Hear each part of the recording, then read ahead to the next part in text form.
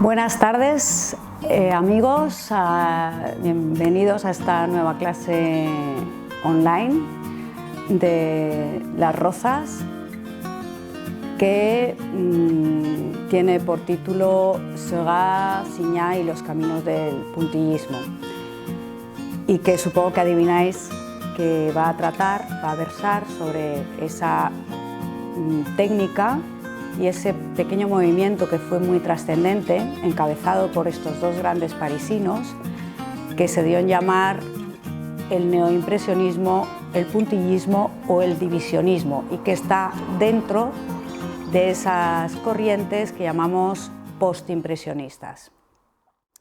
Bien, la figura de Georges Seurat va a ser fundamental como una de las que se aventuran, digamos, en una suerte de investigación más allá del impresionismo, para dar, digamos, a la pintura impresionista un cariz analítico, un cariz artístico y al mismo tiempo científico.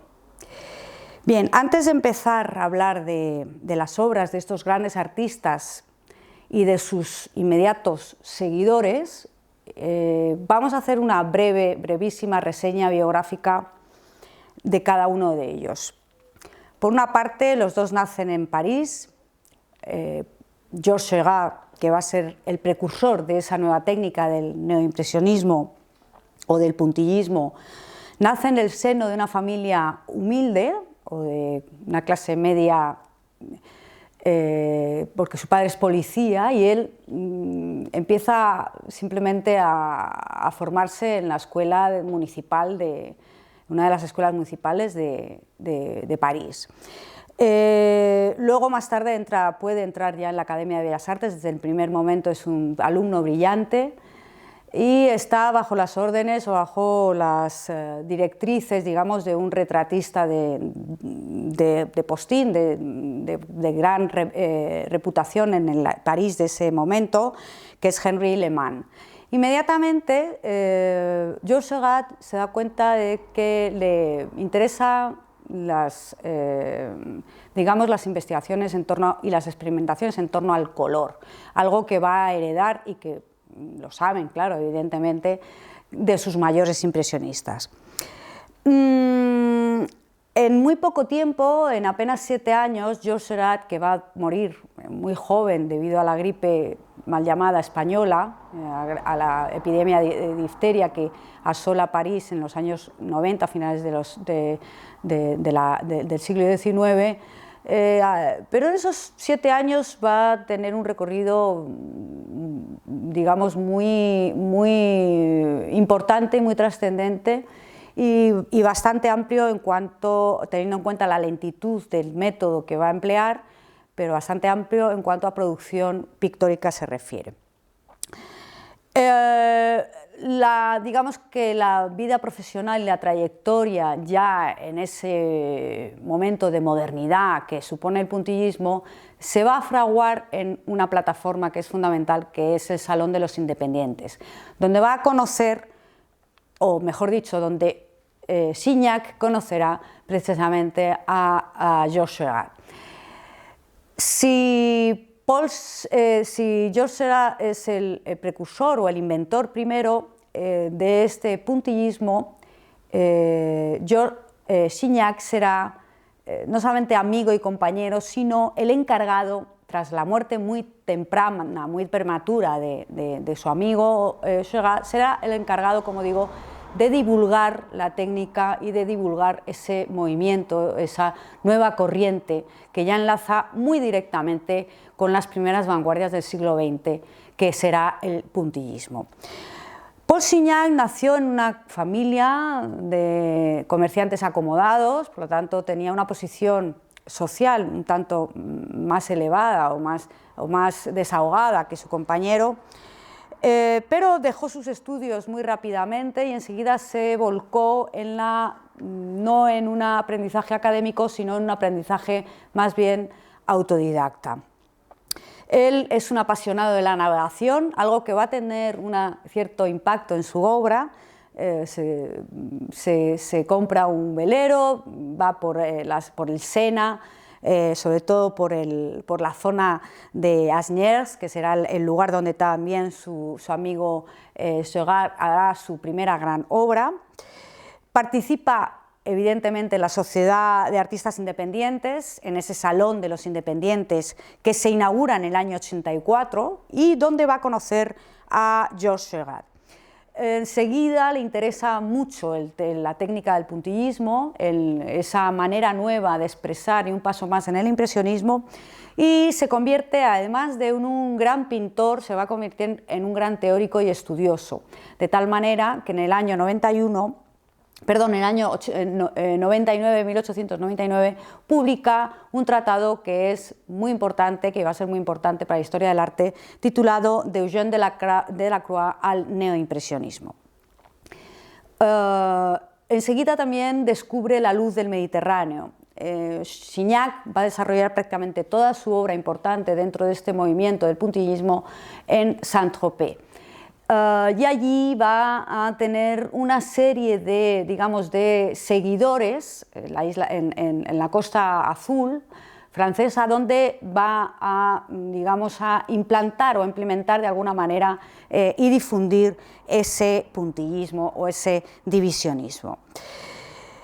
Bien, las aportaciones de Seurat, y ya entramos directamente en el tema, ese neoimpresionismo, se basaron tanto en el estudio minucioso de los discos de Rood y de Chevral, que eran dos químicos del siglo XIX que habían hecho una disección muy exacta, digamos, del espectro cromático o del espectro lumínico, y esa división en semitonos es la que va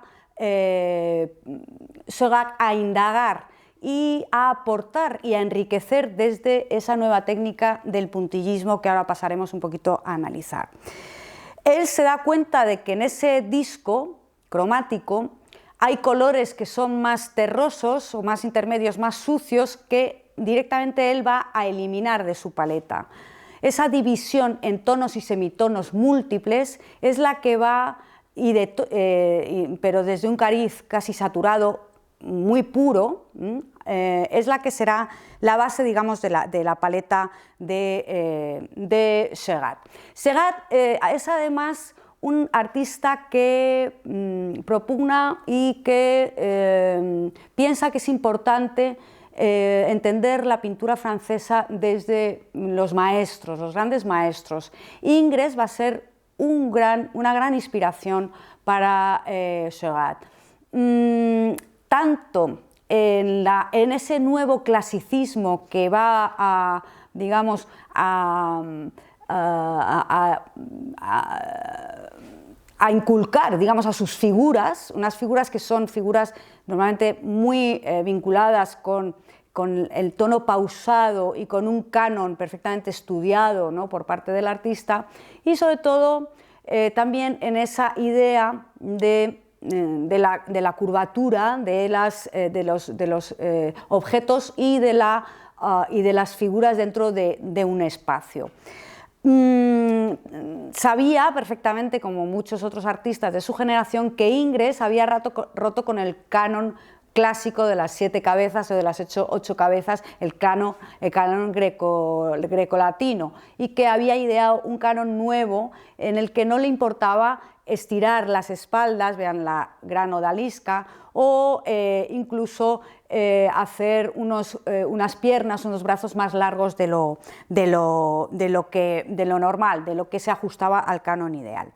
Por otro lado, esa técnica del puntillismo, que solamente basadas en ese estudio minucioso del color, que solamente los impresionistas habían intuido, él lo lleva a un método científico, matemático, muy respetuoso con el análisis minucioso de esta técnica.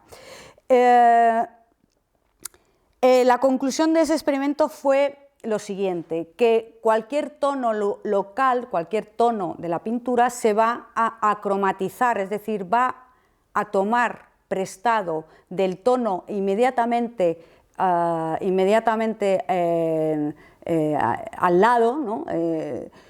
Va a cromatizarse y además va a ser capaz también ese tono de reflejar la luz reflejada en los objetos. Y además ese tono también cambia en función de los tonos que tiene alrededor. La idea de que la imagen de la pintura a base de ese punteado de moteados minúsculos, casi todos del mismo diámetro, entiende que la imagen no se va a forjar en el lienzo, sino que es un efecto óptico, que el propio observador, gracias al nervio óptico que da la orden al cerebro, hace que todos esos puntos y sus interrelaciones, no solamente los puntos aislados, sino la interrelación con el que está inmediatamente al lado, etcétera, rodeando un rojo, por ejemplo, con un amarillo o con una naranja, etcétera, todo eso va a ser digamos, el andamiaje que va a formar la imagen en la propia retina y no en la tela, de tal forma que si nosotros miramos muy de cerca vemos perfectamente la separación de esos punteados, ¿no? Pero a medida que nos alejamos, esos punteados se convierten en atmósfera, se convierten en figuras, se convierten en objeto y se convierten en un área, digamos, en un espacio tridimensional. Además, entendía que esa pureza de los colores aislados y al mismo tiempo en una interrelación perfecta, en una armonía perfecta, era fundamental porque la mezcla de los colores en sí mismo, si fuera una mezcla, tendería al negro, tendería a ensuciar la propia pintura y a esa mezcla absoluta de todos los colores, ¿no?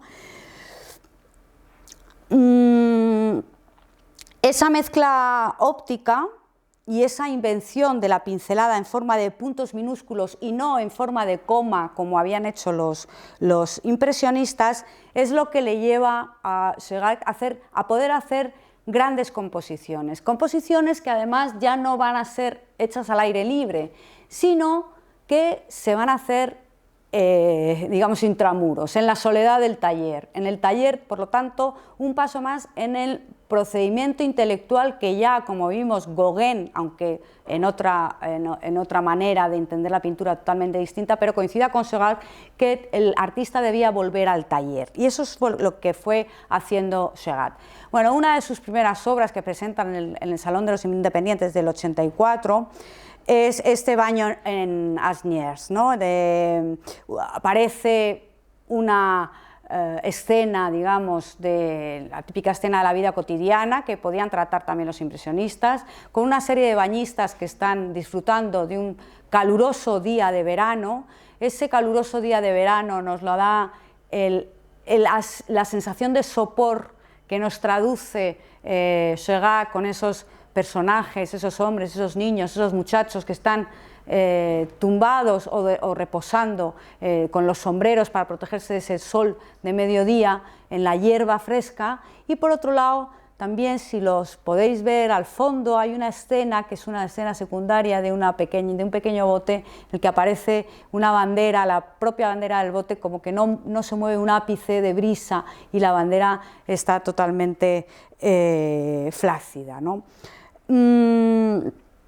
Bien, a continuación va a presentar su obra en el Salón de los Independientes en el año 86.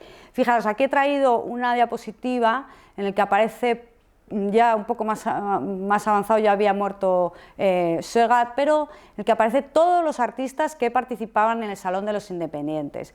En el centro está la gran figura robusta de Paul Signac, luego creo que aparece también al lado Cézanne, todavía no, que moriría en el año 1906, y una serie de pintores, Odilon Redon, un montón de pintores que desvinculaban ya de una forma muy tajante la pintura de lo que era la escuela que se había convertido en una escuela más hermética del impresionismo.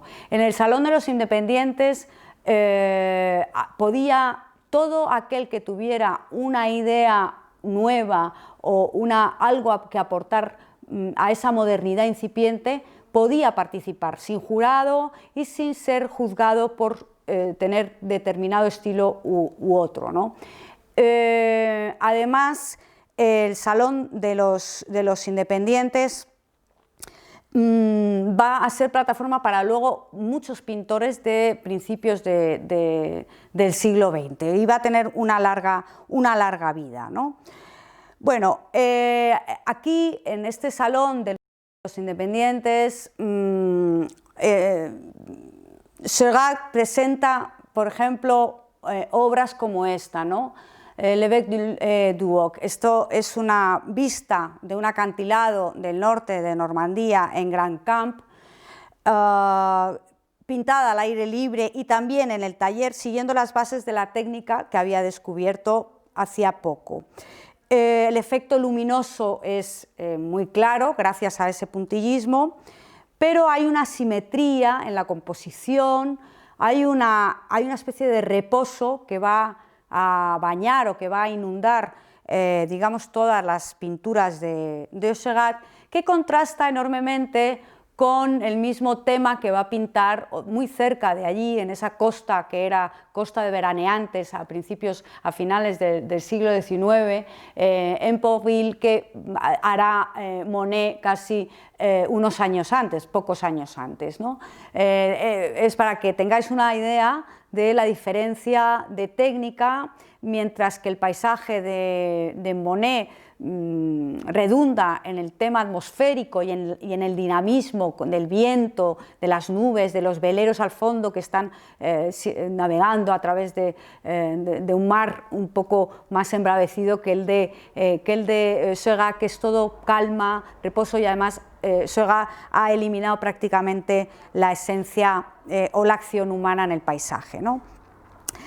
Al Salón de los Independientes del año 86, que como digo es un año crucial porque Pissarro va a presentar también en la última exposición, hace coincidir con la última exposición de los impresionistas en la Maison Doré, y será el impresionista Camille Pissarro quien presente a esa nueva generación, a esos jóvenes, Signac y Seurat, o Seurat y Signac, mejor dicho, a sus compañeros. Muchos quedan horrorizados, Monet y Renoir se niegan a participar en esa exposición. Por otra parte, los nuevos artistas que habían integrado esta nueva generación, como por ejemplo Paul Gauguin, no están para nada de acuerdo con esa nueva técnica que les resulta encorsetada y que pierde ese cariz emotivo o dinámico que tenía que tener la pintura desde su punto de vista. Y Paul Gauguin dice una frase: estos son pintores aspirantes a químicos dedicados a acumular puntitos. Por otro lado, Seurat estaba dispuesto a ir contra viento y marea y presenta, bueno, aquí tenéis una obra de Pissarro, porque Pissarro se dejó, aunque era mucho mayor que Seurat, y que los puntillistas era el patriarca de los impresionistas, el mayor y el que estuvo siempre queriendo que se siguiera exponiendo, digamos que alentando a sus compañeros para que los impresionistas siguieran exponiendo, se siguieran celebrando las exposiciones impresionistas. Sin embargo, adopta de una forma periódica, casi momentánea, esa técnica del puntillismo que se puede ver, por ejemplo, en esta obra de Perales en Eragny, ¿no? Bueno, lo que causó auténtico furor por unos y otras críticas desalmadas en otros fue tarde en el domingo, un domingo en la Grande Jatte, que le costó a Seurat un agotamiento importante porque estuvo 2 años enteros dedicados casi exclusivamente a esta pintura, de una forma casi exclusiva. Y es una gran obra, muy grande, que mide 2 por 3 metros, comparado con el formato que solían emplear los impresionistas, era una magna obra, y que está ahora mismo en el Art Institute de Chicago, una de las obras más reproducidas de la historia del arte y que se ha convertido en un gran hito.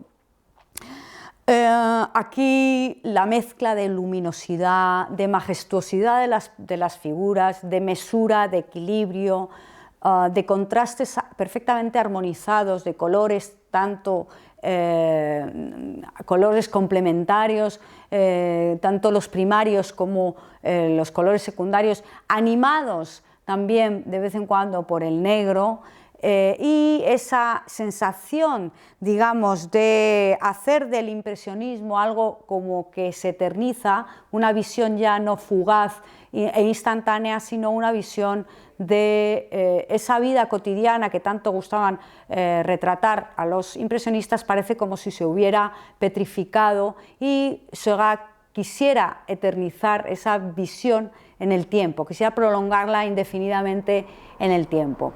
Fijaros cómo es un cuadro ventana donde Seurat no pretendía en absoluto acabar con la perspectiva lineal ni la perspectiva aérea, sino todo lo contrario. Él mantenía que la atmósfera debía plasmarse, aunque fuera de una forma diferente a la fugacidad o a esa cosa más borrosa de las pinturas impresionistas. Esa nitidez debía de permanecer completamente, digamos que vigente, ¿no? El hecho de que un cuadro debía de representar un espacio tridimensional, ¿no? Un espacio donde la perspectiva, el primer plano, el plano medio, el fondo debía estar perfectamente representado.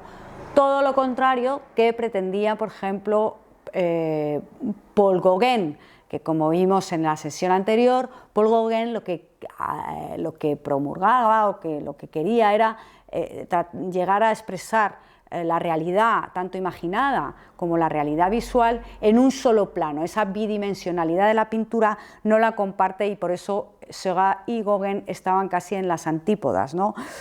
Paul Signac dijo de esta obra que era el resultado de un estudio de una serie de obras preparatorias que habían empezado, fijaros, con dibujos simplemente en crayón conte, ¿no? Es decir, en un tipo de lápiz graso, ¿no? Hizo multitud de dibujos Seurat, y lo que hace Seurat es un análisis, digamos, muy digamos, fragmentado de cada una de las partes del cuadro, que luego van a formar un todo, algo que también difería o que le hacía distanciarse radicalmente de la visión de conjunto unitaria de la primera impresión del impresionismo. Ese cariz analítico en fragmentos y en trozos que debían luego engarzarse en la obra final a través de no solamente de estudios al carbón, sino también de tablillas que ahora vamos a ver. Pero el comentario que dijo Signac respecto a estos primeros dibujos que esbozó y estas obras preparatorias que hizo Seurat es: los estudios de Seurat dieron lugar a su célebre y productiva teoría de los contrastes, que marcó todo su trabajo. La aplicó en primer lugar al claroscuro, apelando a recursos tan simples como el blanco de un papel ingrés y el negro de un crayón Conté. Realizó alrededor de 400 dibujos que, según Signac, eran los más bellos dibujos ejecutados por un pintor. Félix Fénéon, que aparece, y bueno, estas son algunas, aparte de los dibujos, después de los dibujos en ese claroscuro, lo que hizo fue una serie de tablillas también, tomaba apuntes al aire libre, tomaba apuntes del natural, pero luego la obra la iba a construir, digamos, en el taller, ¿no? Y a base de una metodología lenta, minuciosa, que le llevaba un estudio muy detallado, ¿no? Félix Fénéon, al que retrata aquí Signac, que era un furibundo anarquista, que también compartía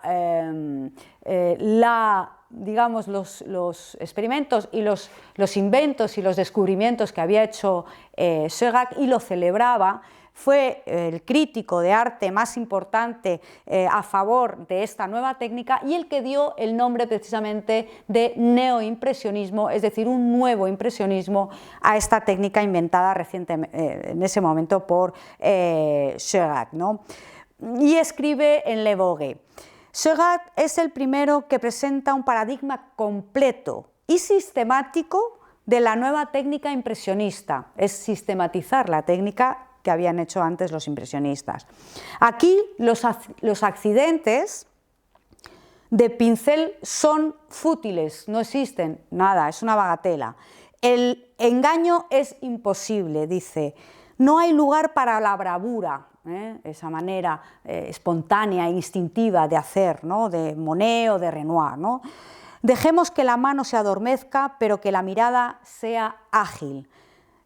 Seurat ha sacrificado la anécdota al arabesco, la nomenclatura a la síntesis, lo fugaz a lo permanente. Y así termina la cita, ¿no? Sin embargo, muchos artistas, tanto del puntillismo, de un puntillismo más heterodoxo, como vamos a ver, como artistas que estaban desde el minuto uno, digamos, en contra de esa nueva manera de hacer, acusaban a Seurat de pintar figuras sin alma, figuras que eran casi maniquíes, que eran figuras inertes, ¿no? Él hacía caso omiso a todas esas críticas y dio un nuevo tema a la pintura, a sus contemporáneos, que es estos tres modelos, en los que un leve movimiento y algo más de carnalidad, evidentemente no solamente por los desnudos de esa modelo, que es en realidad es una secuencia de la misma modelo, ¿no? En un interior que se supone es su estudio, con la Grande Jatte al fondo, es decir, que hace una reivindicación de su propia obra que había causado tanto revuelo, ¿no? Y había sido por una parte tan celebrada y por otra parte tan criticada, y con una especie de, digamos, de atmósfera un tanto irreal, que nos vincula al mundo del espectáculo, parece del circo, parece como si estuvieran cambiándose, pero también puede ser el mundo de la prostitución, el mundo de los burdeles, etc., ¿no? Hay una mezcolanza de guiños a todos esos interiores que, bueno, habían sido interiores también bastante habituales, digamos, en la pintura francesa de finales del XIX. Fénéon se quedó fascinado con esta pintura y tildó o llamó a Seurat de el nuevo Pavard de Chavannes.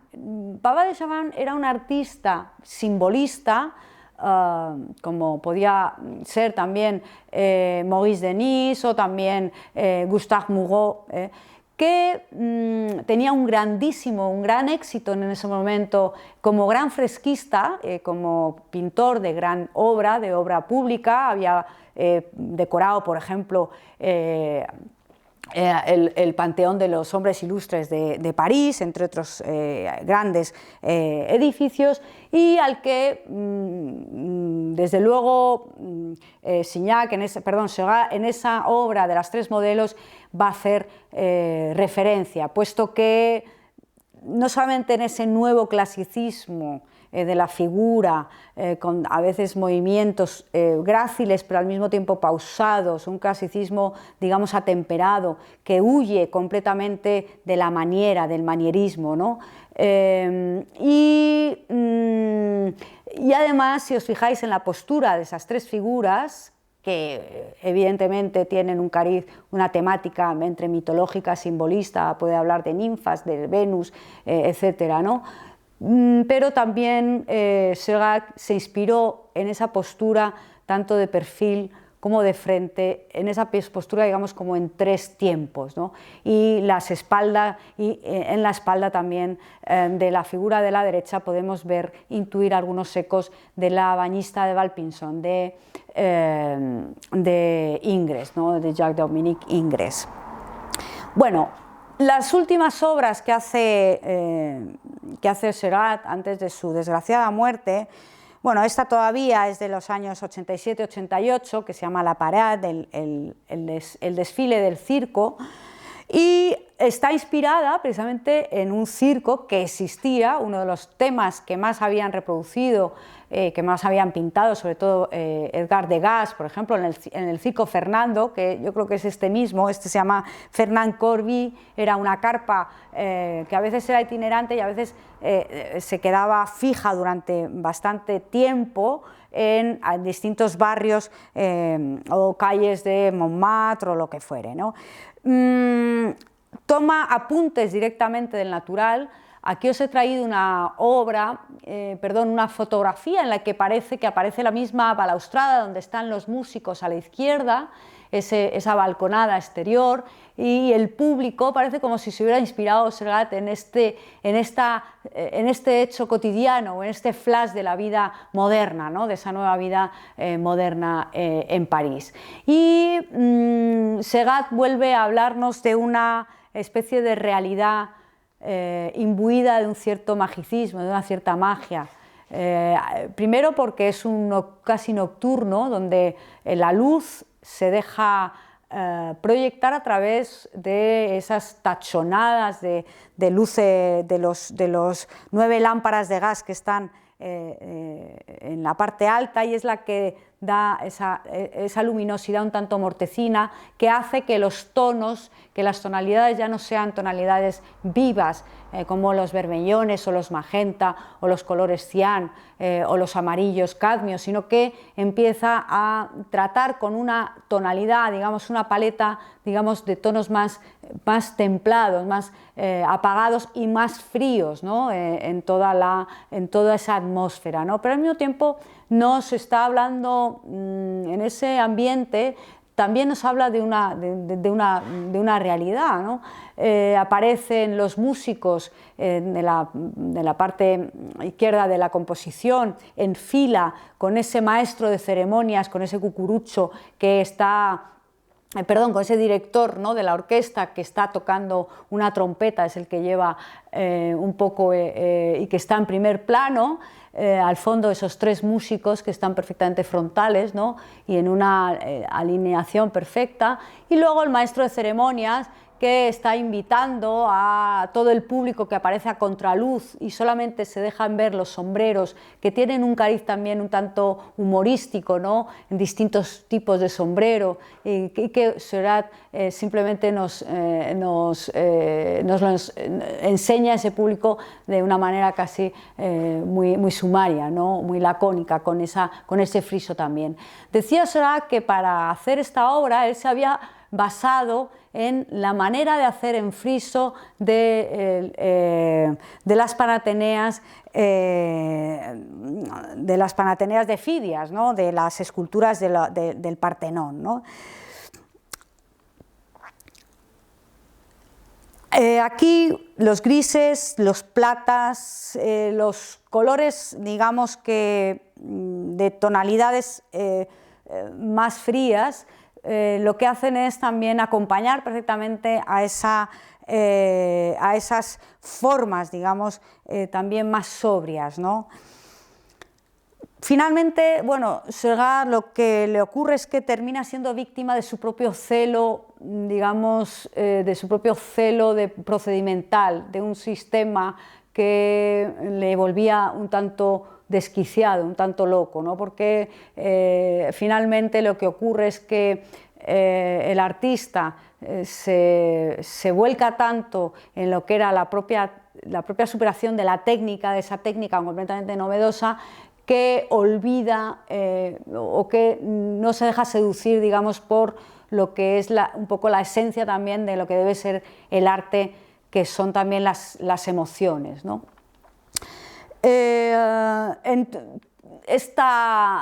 Bueno, aquí tenéis otra obra y aquí un detalle de ese puntillismo y esos contrastes lumínicos que realizan esta obra perfectamente, una obra, bueno, pues muy estudiada y de una factura muy minuciosa y muy cuidada, ¿no? Con esos estudios también en lápiz que veíamos al principio. La última obra, digo, que hace Degas casi como que nos retrotrae un poco a lo que también en esta época estaban haciendo, por ejemplo, Toulouse-Lautrec, que eran esas escenas de circo en pleno espectáculo, ¿no? Aquí introduce una variante que casi, digamos, que rompe con esa unilateralidad estática que han dado hasta ahora las verticales y las horizontales, los ejes axiales que hemos visto en la obra de Degas. Aquí introduce esa diagonal, que es un elemento de dinamismo diferente, ¿no? Cirque es una obra que está inacabada porque desgraciadamente empezó en el 90 y no la terminó. En el 91 Degas se empezó a encontrar mal y fue cuando cayó enfermo y ya nunca más volvió a pintar. Pero esto es una de las grandes obras en un formato vertical pero casi ortogonal, ¿no? De 150 por 180. En el que la acróbata que está encima del caballo y que es una figura femenina, está haciendo ahí sus acrobacias, es la que da el punto, digamos que el punto central de ese movimiento, que al mismo tiempo está, digamos que enmarcado en una diagonal que lo da el propio pollete, digamos, de la pista del circo, en esa especie de recorrido circular o semicircular que va de un lado a otro del lienzo, con lo cual la sensación de que la figura en ese galope, ¿no?, va a terminar saliéndose del lienzo, ¿no? Degas, digamos que los descubrimientos de Degas hemos dicho que fueron muy importantes, casi esenciales en el desarrollo y en la evolución de la pintura moderna, no solamente francesa, sino de Europa, ¿no? No solamente la armonía de color, no solamente esas figuras diferentes, ¿no?, esa manera nítida también de componer, sino que hay un hecho importante, y es que Degas llevó a cabo la reactivación de la pintura como un proceso intelectual, que tanto va a influir también luego en los cubistas, en esa manera analítica de entender el arte, ¿no? Además, la figura en Degas, de repente, como le pasó a Gauguin, aunque en otra línea de investigación muy diferente, pero adquiere un peso fundamental de nuevo en la pintura, algo que habían desterrado los impresionistas, que estaban mucho más centrados, digamos, en el paisaje, ¿no? Frente a esa inmediatez retiniana, digamos que hay una introspección íntima que va a entender la belleza casi como algo ideal, ¿no?, ya en base a un realismo visual o retiniano, sino a una serie de postulados o de anhelos, digamos, de fantasía, de equilibrio, etc., ¿no? Bien, pasamos a Paul Signac. Bien, Paul Signac enseguida entendió que debía dar un paso igual que había hecho su compañero Serrat. Las primeras obras, como esta del desayuno, en el que aparece una escena de género, ¿no? Un interior, en el que los habitantes de ese lugar, de esa casa que entendemos una casa de burgueses, ¿no? de la burguesía media, esa especie de atmósfera de la vida cotidiana muy latente en este cuadro, en el que Signac ha retratado probablemente a sus padres en torno a una mesa con un mantel inmaculado que está siendo iluminado de forma muy intensa por ese ventanal del fondo de la figura femenina que se acerca la taza a la boca para beber y que está a contraluz, y esa luz ha penetrado tanto que refleja unas sombras de los objetos que están delicadamente colocados casi en unas distancias equidistantes, perfectamente con una geometría, digamos, de coordenadas casi geométricas de esos utensilios, de ese menaje, ¿no? de esta figura, de esta familia, están arrojando una luz, una sombra, que es una sombra, por otro lado, coloreada en la parte más delantera de la composición, o en la parte, digamos, del primer plano, ¿no?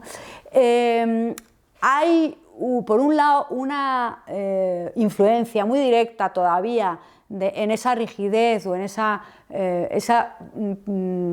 visión, por ejemplo, de los perfiles, de las figuras tan de su amigo Serrat, en la figura de la criada que está esperando a que la señora termine para recogerle su taza, también en el hombre fornido, ¿no? del primer plano, pero luego además hay un estudio luminoso, un estudio de la luz, que era lo que más, digamos, lo que más recargaba Serrat que había que llevar a cabo, ese estudio pormenorizado a través del puntillismo de las luces y a través de esa gama, digamos, de coloraciones o de tonalidades muy puras que mezclan en el ojo los colores y las formas. Por ejemplo, la cortina del fondo, que nosotros vemos de un anaranjado vivo, está realizada a través de punteados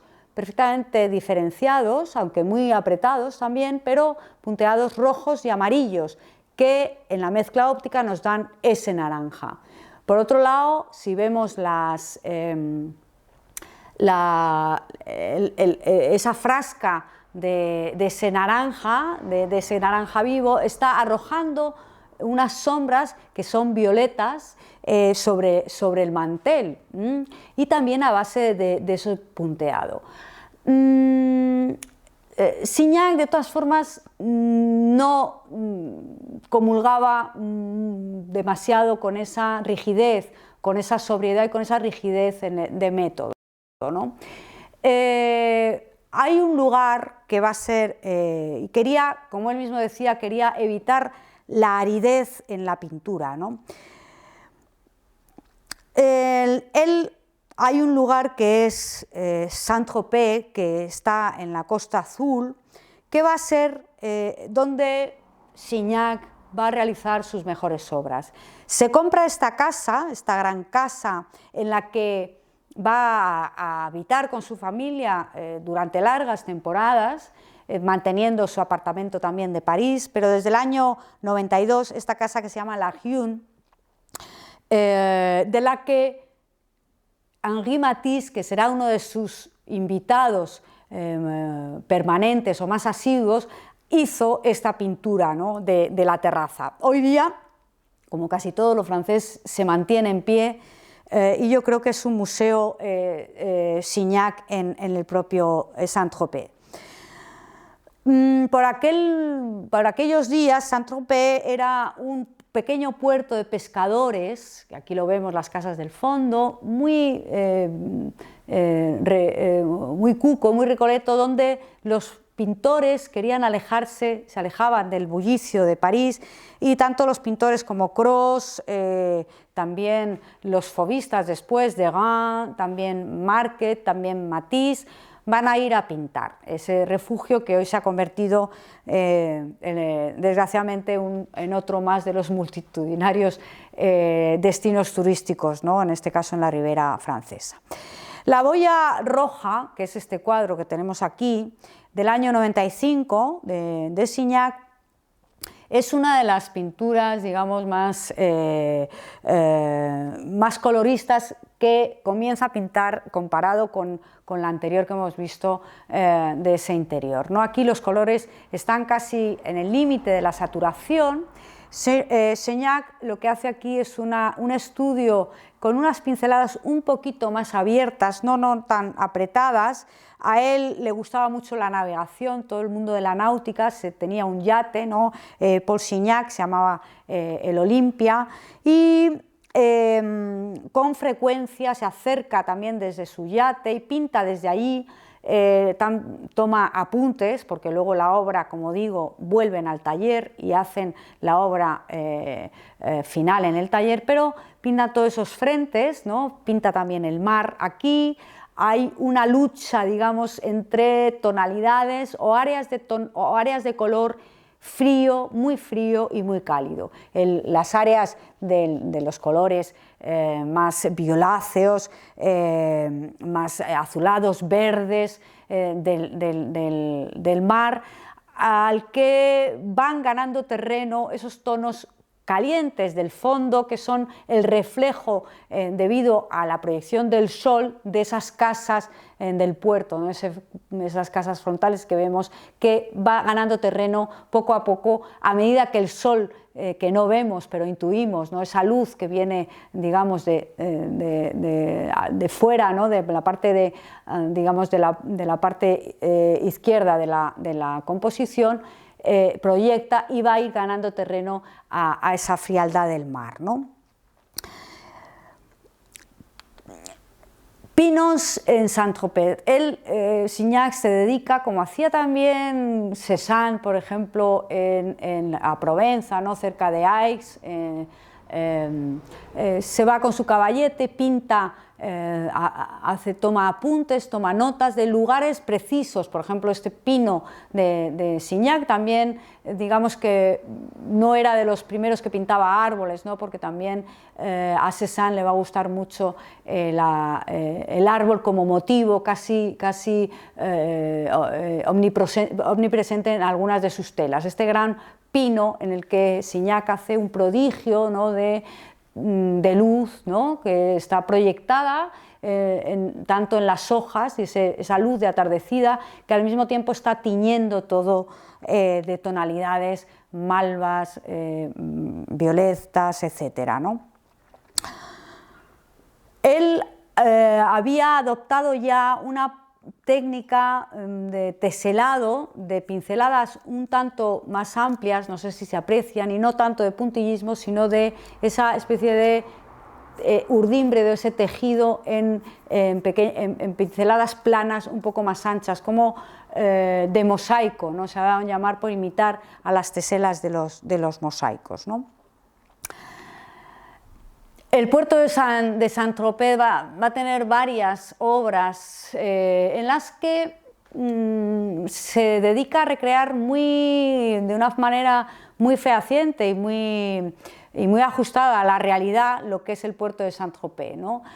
Hay un despliegue de embarcaciones, ¿no? Que están ahí o entrando en el puerto, están ancladas. Esta composición tiene una profundidad muy pronunciada y en una diagonal o en una visión oblicua que va desde este primer plano muy bien a través de donde casi se sitúa el propio artista, parece como si estuviera viendo con una visión un tanto elevada desde un punto de vista un poco alto desde una terraza, parece como si estuviera viendo todo ese espectáculo que está en la parte de abajo, ¿no?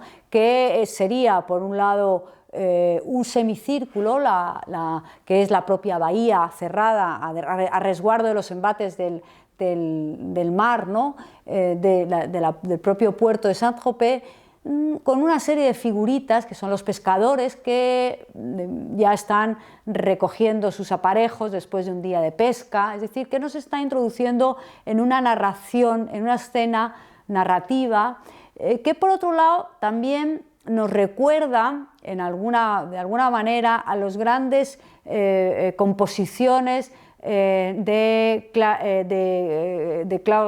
Lorraine, de Claudio de Lorena o incluso de Poussin, ¿no? De los grandes pintores franceses del siglo XVII y del siglo XVIII, ¿no?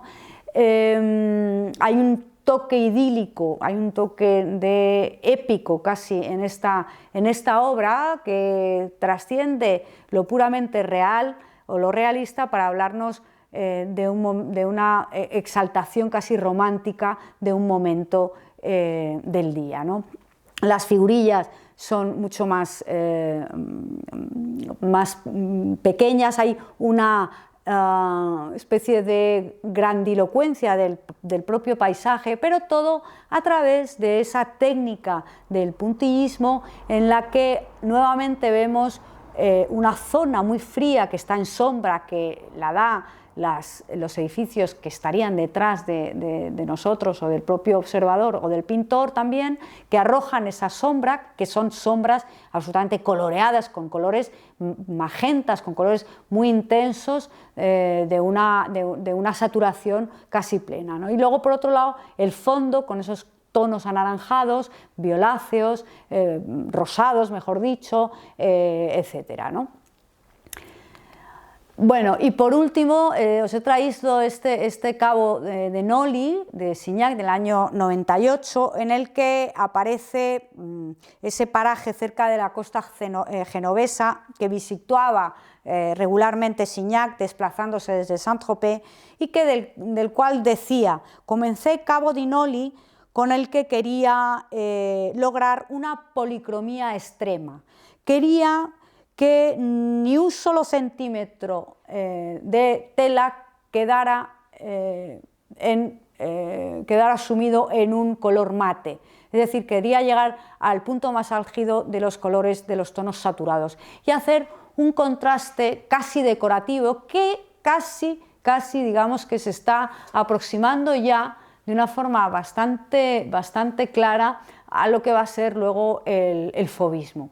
Aquí las pinceladas más apretadas de esta composición, nuevamente en la costa, ¿no?, que tanto les gustaba a los neoimpresionistas, como luego vamos a ver también, la factura, la aplicación de la pincelada se hace de forma muy diferente según las necesidades de las áreas. Por un lado, ese mar de un color casi añil, ¿no?, es un azul casi ultramar, ¿no?, aparece en una factura de pinceladas horizontales que expresan esa calma, ¿no?, ese mar Mediterráneo en calma. Al mismo tiempo también hay un contraste complementario entre ese mar de azul intenso y los naranjas del camino, que también tienen una factura. La aplicación de la pincelada también se hace en horizontal. Sin embargo, el fondo de esas rocas, que son unas rocas irreales con unos rosas muy fuertes, ¿no?, están realizadas en pinceladas completamente verticales. Lo mismo ocurre con la especie también de rocas que aparecen en la parte izquierda, y la vegetación de la derecha, también los pinos, aparecen con esas pinceladas verticales. Y por otro lado, el cielo, para que no quedara, para evitar esa rigidez de la que hablaba Signac, por eso esa especie de dinamismo, digamos, comedido y ordenado de Signac, ¿no?, de la factura, de las pinceladas. El cielo nos transmite una cierta movilidad, un cierto efecto, digamos, de fenómeno atmosférico, ¿no? Con esas nubes que parecen más o menos flotar, etcétera, y esa cosa un poco, digamos, brumosa que trata de trasladarnos Signac con unas pinceladas más oblicuas y con unos moteados para las nubes, más, para producir esa sensación también algodonosa, ¿no? Y de espacio aéreo, ¿no? Bueno, pues Signac tuvo una gran influencia en, como he dicho y vuelvo a repetir, en pintores inmediatamente posteriores, más jóvenes que él, como fue Henri Matisse. En esta obra en concreto, cuando Matisse vio la obra de Signac en el año 1903-1904 en Saint-Tropez, quedó fascinado por esa nueva técnica y se convirtió directamente, casi sin paso previo por el impresionismo, a ese neoimpresionismo y realizó este lujo, calma y voluptuosidad que será el inicio del mundo fab, ¿no? Pero sigamos y veremos que otros pintores coetáneos a Signac ya se abrazaron esta técnica. Empezamos tanto pintores franceses como pintores, por ejemplo, belgas, ¿no? Y también acabaremos esta sesión con un pintor español que también momentáneamente abrazó de una forma muy libre, pero también y se relacionó directamente también con los puntillistas, como es Darío de Regoyos. Pero empecemos por Henri Edmond Cros, ¿no? Edmond Cros, debido a problemas de reumatismo, o sea, casualidades también, ocurre que se trasladó a vivir al sur de Francia. Allí, en compañía de Signac, le va a conocer a Signac, iba a pintar a veces con él, ¿no? También a través de escenas de marinas, de la costa y también escenas de la vida campesina, siempre con esa ideología filoanarquista que va a, digamos, a prevalecer en muchos de los miembros de ese neoimpresionismo. Conoció a Félix Fénéon, estuvo en Bruselas en distintas exposiciones de la Libre Esthétique y luego además le hace Félix Fénéon, gracias a Félix Fénéon, le van a hacer una gran exposición en la Galería de Bergen-Jeune, ¿no? Y también la Galería Drouet de París. Bueno, las primeras obras de Cros hay que decir que nada o poco tenían que ver con el neoimpresionismo. Él más bien estaba en esa retratística a los Singer Sargent, ¿no? Con esas figuras de la burguesía, ¿no?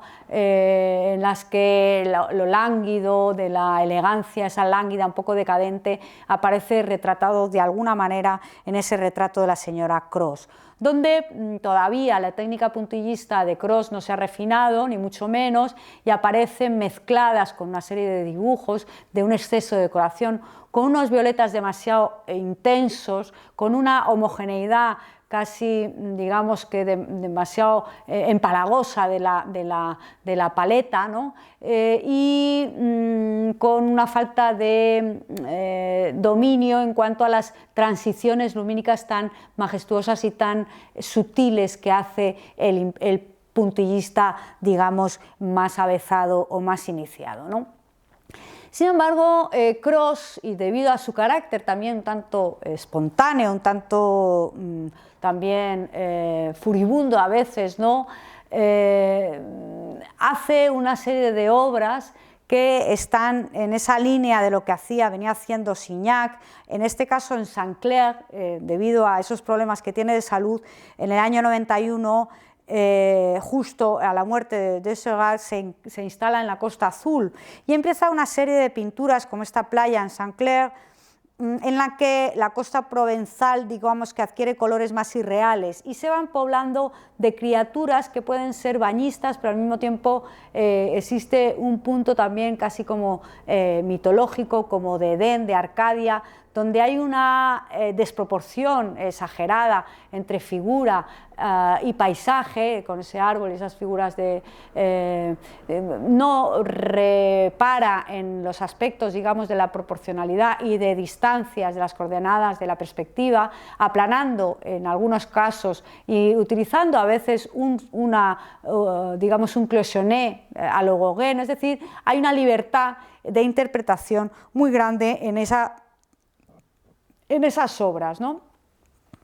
Sin embargo, en Playa Efecto Tarde, del año 2, y esta obra creo que está en el Museo Thyssen, también inspirado en la costa más salvaje o más virgen de Saint-Clair, ya no son los puertos, sino son lugares un tanto apartados, donde los bañistas están casi en un Edén, ¿no? Nuevamente, en un lugar idílico, y Cros lo que hace en ese gran pino, igual que había hecho Signac, es hacer un juego de colores casi de arcoíris, ¿no?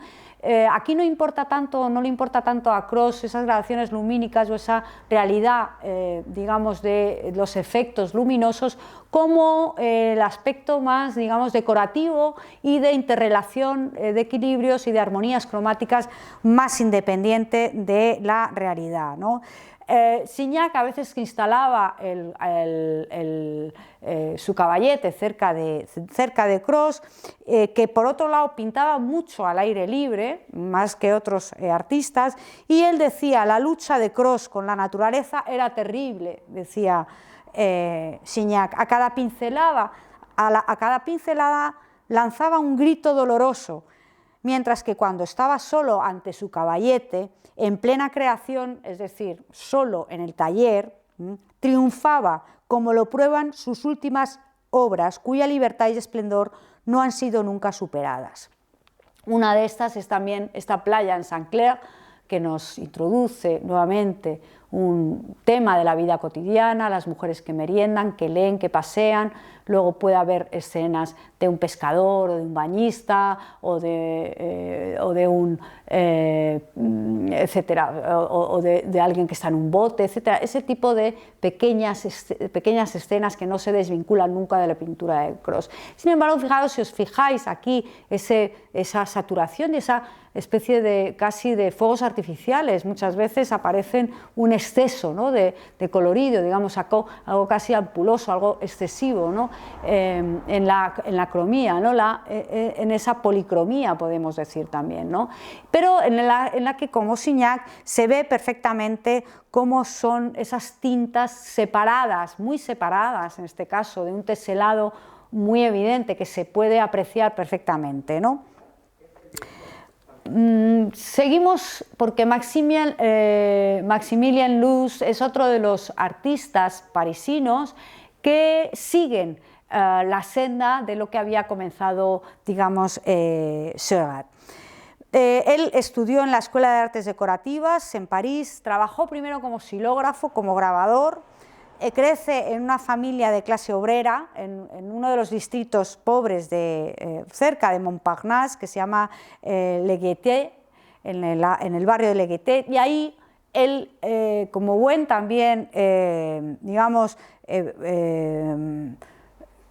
pintor intelectual y de una ideología más socialista o incluso anarquista, como su buen amigo Pissarro, que será uno de sus mentores, uno de los pintores mayores, ¿no? De esos impresionistas, de los mayores, ¿no? De la generación mayor, que le va a apoyar también en sus exposiciones, y que sin duda este retrato que yo he recuperado desde luego tiene unas reminiscencias y unos ecos casi de homenaje a ese autorretrato que se hizo el propio Pissarro ya siendo muy mayor, ¿no? Con esa gran barba de patriarca, ¿no? de ese Abraham, ¿no? con la barba blanca típica de Pissarro, que es que le diferencia mucho, ¿no? Y que el propio Pissarro se hizo esta obra, este autorretrato en uno de los apartamentos que por entonces habitaba en París. Al mismo tiempo, Maximilien Luz hace su obra, que bueno, es muy posterior, casi de los años 20, ya cuando Maximilien ya tiene bastantes más años, ¿no? Bueno, el caso es que Maximilian Luz le interesa mucho y tiene una influencia importante de las vistas que había tomado previamente, o que en ese momento también Pissarro hace desde las ventanas de hoteles y apartamentos de París, ¿no? Como la calle Saint-Honoré o la Plaza de la Ópera o el Boulevard Montmartre, etc. Lo que pasa es que aquí en clave, digamos, de un neoimpresionismo muy espontáneo, muy sui generis, muy heterodoxo, muy libre a la hora de aplicar las pinceladas, y también a la hora de entender los contrastes cromáticos, que no siguen para nada una línea metódica de tonalidades perfectamente estudiadas, tonos y semitonos que están unos al lado de otros, unos a continuación de otros, y que perfectamente se estudian en el disco cromático como hacía Signac. Aquí hay una libertad mucho mayor, una reducción por otro lado también de tintas que casi se reducen a naranjas y a azules, ¿no? Los tonos dominantes. Y esa visión o ese tema de la vida moderna del París de Haussmann, que tanto le iba a gustar también a su amigo Pissarro, ¿no? Por otro lado, aparecen obras como esta de la Rue Montfetard, en esos barrios populares que solía frecuentar Luz. Él era hijo de carretero, era hijo de carpintero. Su padre se dedicaba a fabricar carretas de madera, por lo tanto venía de un extracto social más humilde, y siempre le interesó mucho la temática o el tema de los trabajadores, de las fábricas y de la clase trabajadora, de los obreros, etcétera, ¿no? Aquí esta bulliciosa calle de Barriada, que todavía sigue celebrando el mercadillo un determinado día de la semana, trata de estar perfectamente plasmada, nos traslada a ese lugar en ese momento, pero aquí lo que hace Luz es estudiar casi cada personaje por separado y luego digamos que incluye esas figuras en ese espacio arquitectónico, ¿no? Como si fuera casi nos da un poco una idea, no están perfectamente integradas en el espacio, ni tampoco tiene intención de fusionarlo de hacer que se difuminen los contornos con el paisaje ni con la atmósfera, sino que parece como si estuvieran enmarcadas en una especie de teatrillo, ¿no? De una factura y una construcción arquitectónica impecable, con esa perspectiva muy pronunciada que le da a la propia calle, y con unos colores, por otro lado, muy cálidos, ¿no? Que nos dan también esa sensación agradable, ¿no? de paseo, de lugar de encuentro, de bullicio, de gentes, tanto de vendedores como de compradores, y todo tipo de personajes de la ciudad, ¿no? Tipos de la ciudad, ¿no? Esa tendencia al arquitectónico, ya el cuadrar digamos los cubos o lo geométrico, hacer un poco un refuerzo en lo puramente geométrico de la composición, se hace mucho más evidente en esta obra de Fábrica a la luz de la luna, ¿no? Él, fijaros, tuvo una relación muy intensa también con los 20, con el grupo de los 20 en Bruselas. Era un grupo belga que fue el grupo que lideró los cambios hacia la vanguardia y hacia la pintura moderna en Bélgica, ¿no?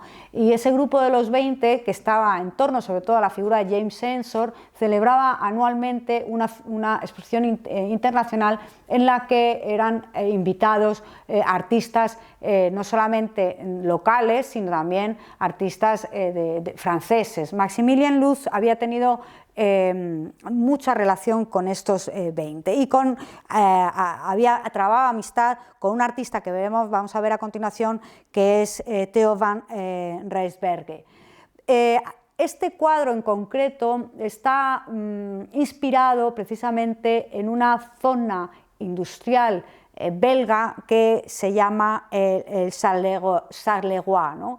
Esta zona donde había acerías, donde había industria, fundiciones y altos hornos, nos recuerda un poco lo que también había hecho Van Gogh con esas obras dedicadas en su etapa belga y holandesa, dedicadas a los mineros belgas, ¿no?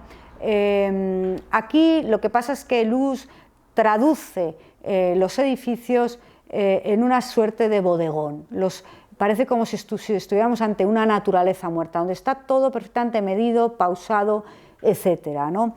Esa manera de hacer quieta, silenciosa, sin ningún tipo de personaje que nos dé una narración, ¿no? Y que nos humanice el paisaje, es lo que hace cosificar al paisaje de una forma muy evidente.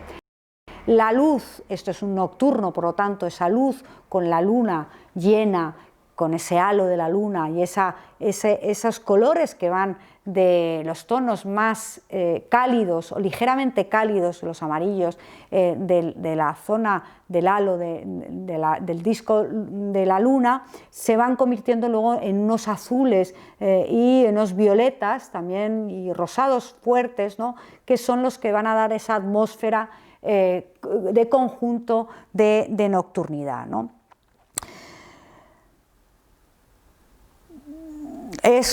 También transmite este cuadro, y es cierto, una especie de sublimación del paisaje, casi un paisaje dentro de la realidad que nos da un aire de elevación de la propia realidad.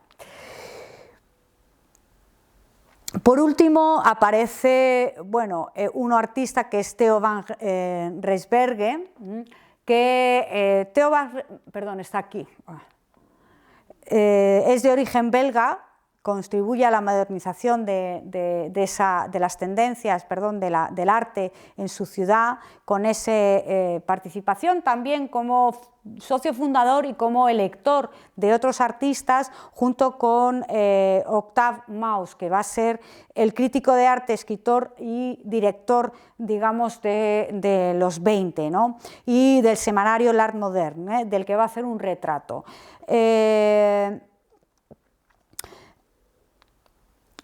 Además, este retrato de Octave Maus, que como digo, todavía está totalmente dentro de la línea del impresionismo de Monet o de Renoir, que por entonces había sido también seleccionados para participar también en algunas de las exposiciones, de los 20, junto con, por ejemplo, Whistler, o luego lo hará también Van Gogh, o algunos postimpresionistas como Cézanne, etcétera, ¿no? Con el tiempo, Van Rensbergen se va a convertir en uno de los miembros más activos de esta sociedad de artistas de los 20, ¿no? En el año 86 contempla Tarde de un domingo en la Grande Jatte de Seurat y le hace exponer precisamente esta obra. Posteriormente, un año más tarde, fue invitado el propio Seurat al Salón de los 20. Sin renunciar a su vocación retratista en un principio, gracias a esa influencia de Seurat, pinta este cuadro de la madre de Octave Maus, ¿no? Aquí aparece la figura con un naturalismo mayor en cuanto al rostro, etcétera, una mayor relación con la propia realidad, ¿no? Pero ese puntillismo que ya está perfectamente definido en la pintura de Rensbergen. De ahí pasamos, por ejemplo, a esa puesta de sol en Ambleteuse, que es un lugar en Calais, en el estrecho, en el paso de Calais, bañado por la desembocadura del río Slack, en la región de la Bologne, y ahí hay una calidez brutal en cuanto a esa puesta de sol que él traduce en un amarillo intenso, con unos naranjas también que se dejan ver, y que contrasta en complementarios perfectamente armonizados con los morados y con los violetas de las dunas de ese sitio que es idílico, que está plagado, está formado por unas estructuras, unas formaciones geológicas de las propias dunas, digamos que tapizadas de esa vegetación, etcétera. Es todo un paisaje, digamos, de ondulaciones, etcétera, en el que el tema fundamental es la propia temperatura, ¿no? La temperatura del paisaje. En un atardecer muy, muy intenso, cuando ya el sol está en el ocaso más total, en el punto álgido, podríamos decir, de la puesta de sol, ¿no?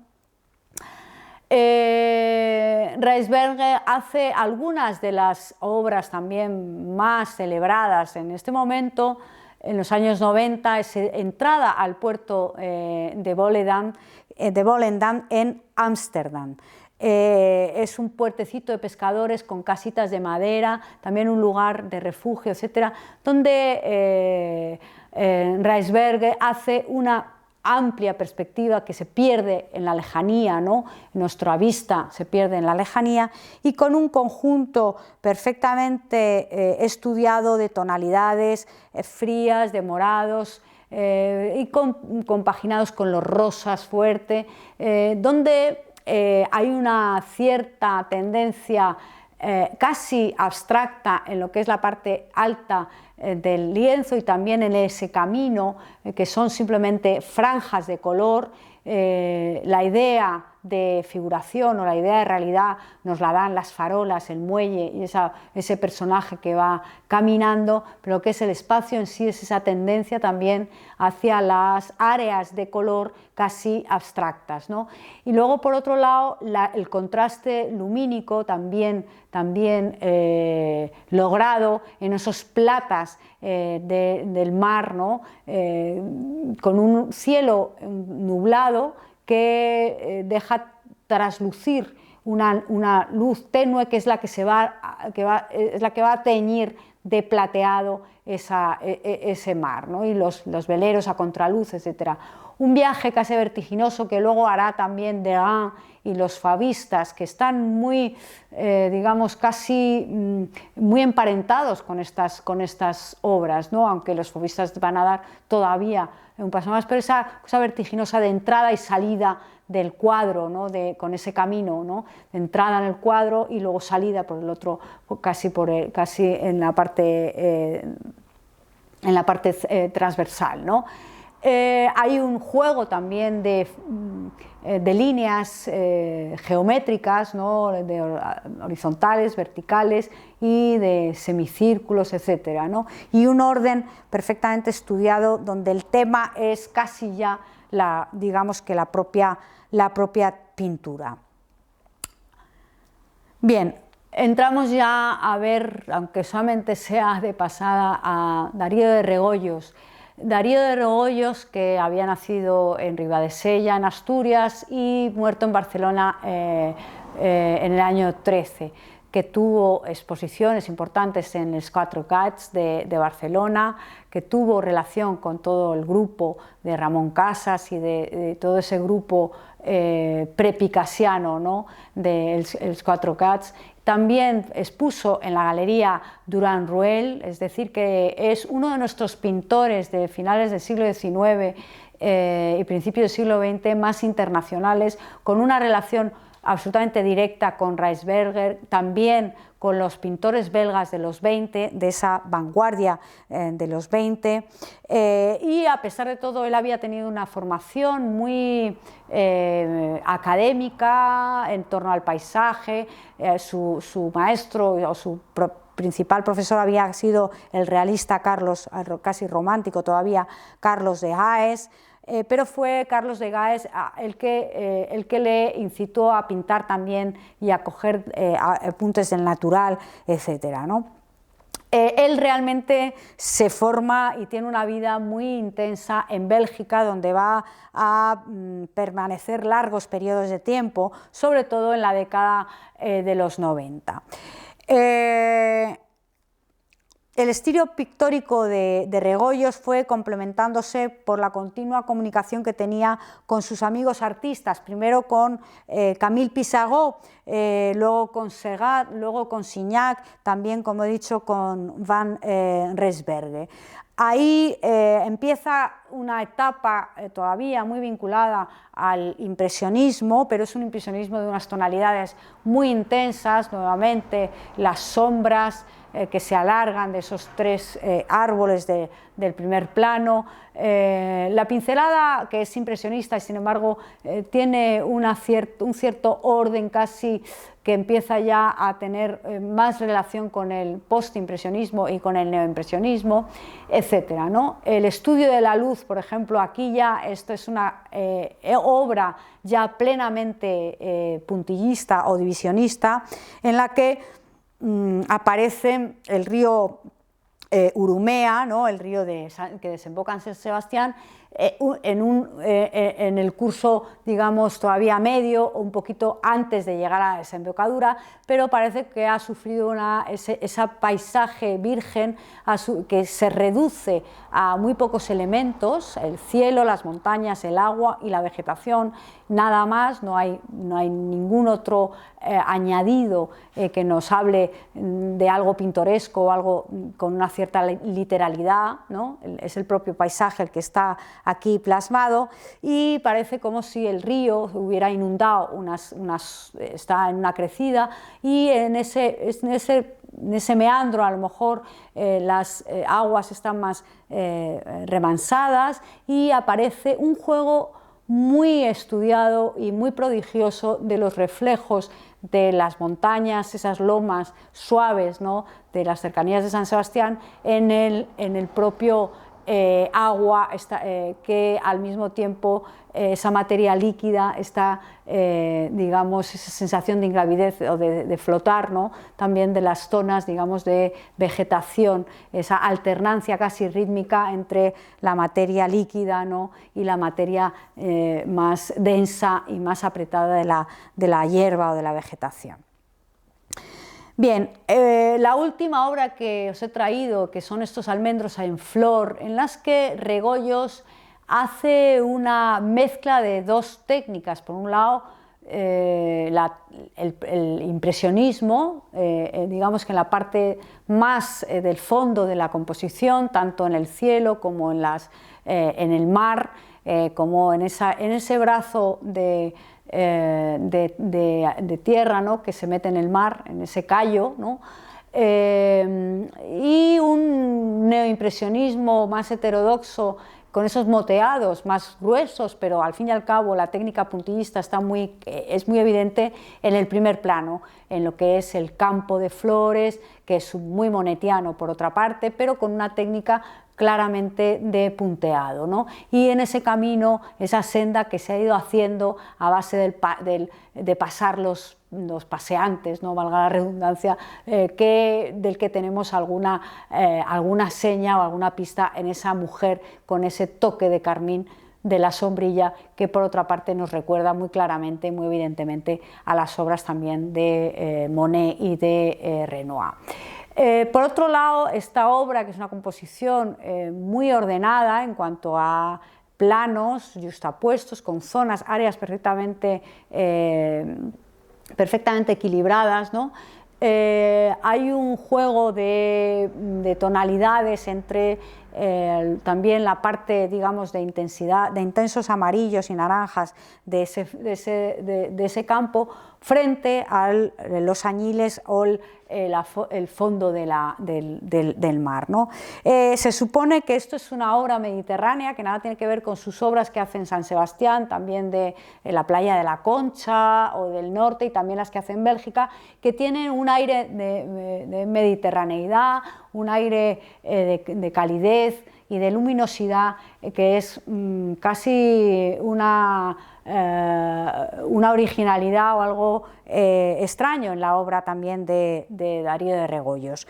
Se supone que los historiadores dicen que puede ser una zona de Castellón de la Plana, a la que donde pudiera pasar algunas temporadas el artista en el año 1905, cuando estaba residiendo en España, en San Sebastián, y se desplazaría aquí. Hay que decir que Darío de Regoyos es un artista en el que la figura humana suele aparecer de una forma siempre, no sé si anecdótica, pero siempre le da un punto de cercanía al paisaje, de paisaje cercano, del paisaje humanizado, del paisaje que tiene que ver con ese paisaje transformado por la mano del hombre, ¿no? Y bueno, hasta aquí yo creo que hemos hecho un pequeño recorrido por todos esos caminos del puntillismo, que empezando por sus creadores, Seurat y Signac, hemos visto hasta qué punto tenía esta técnica o esta manera de hacer influencia en la pintura europea, en la pintura francesa de su tiempo, del momento. Bueno, pues hasta aquí la clase de hoy, espero que hayáis disfrutado.